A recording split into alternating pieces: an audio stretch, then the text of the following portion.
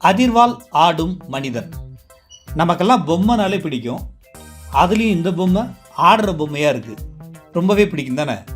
வாங்க நம்மளே தயார் செஞ்சிடலாம். இதை செய்கிறதுக்கு நமக்கு என்னென்ன பொருள் தேவைன்னு பார்க்கலாம். ஒரு பைப் கிளீனர், ஒயரால் செய்யப்பட்ட மனுஷ பொம்மை, ஸ்டாப்லர், பேப்பர் கப், இது எல்லாமே வேணும். முதல்ல 5 சென்டிமீட்டர் விட்டம் இருக்கிற மாதிரி பைப் கிளீனரை வட்டமாக வளைச்சிக்கலாம்.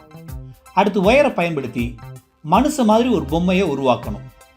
இந்த மனுஷ உருவத்தின் மையத்தில் மஞ்சள் நிற உறிஞ்சுகளாய செருகிடலாம்.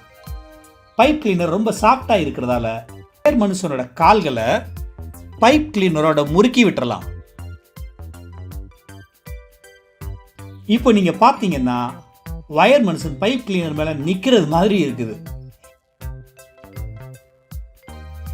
இப்போ நீங்க பார்க்கிறது மனிதனோட பின்பக்கம். இந்த வயர் மனுஷனோட தலைக்கு தெர்மோகோல்ல செஞ்ச உருண்டையான மணியை கொண்டு பொருத்திக்கலாம். அடுத்ததா ஒரு பேப்பர் கப்பை எடுத்துக்கலாம். இந்த பேப்பர் கப்பில் ஸ்டாப்லர் வச்சு ஏணி மாதிரி வரிசையாக பின்னடிங்க. ஏன் இந்த மாதிரி பின்னடிக்கிறோம்னு உங்களுக்கு தோணுதா? இந்த பின்கள் தான் பொம்மை ஆடுறதுக்கு ஒரு அதிர்வை கொடுக்க போகுது. இப்போ ஒயர் மனுஷனோட அமைப்பை கப்பு மேலே வச்சு கப்பில் இருக்கிற பின்களை காணொளியில் பார்க்குற மாதிரி தேயுங்க.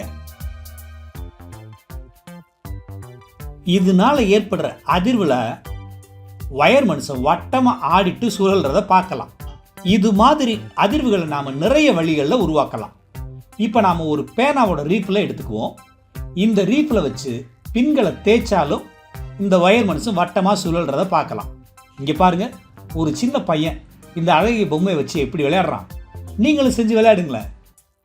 அடிப்படை தத்துவம்: கப்பில் உள்ள பின்களை தேய்க்கும் போது கப்பு அதிர்வடையுது. இந்த அதிர்வுகள் மேலே இருக்கிற ஒயர் மனுஷனோட மேலே கடத்தப்படுது. இதனால ஒயர் மனிதன் ஒரு சுழல் வடிவில் அதிர்வடையதை பார்க்குறோம்.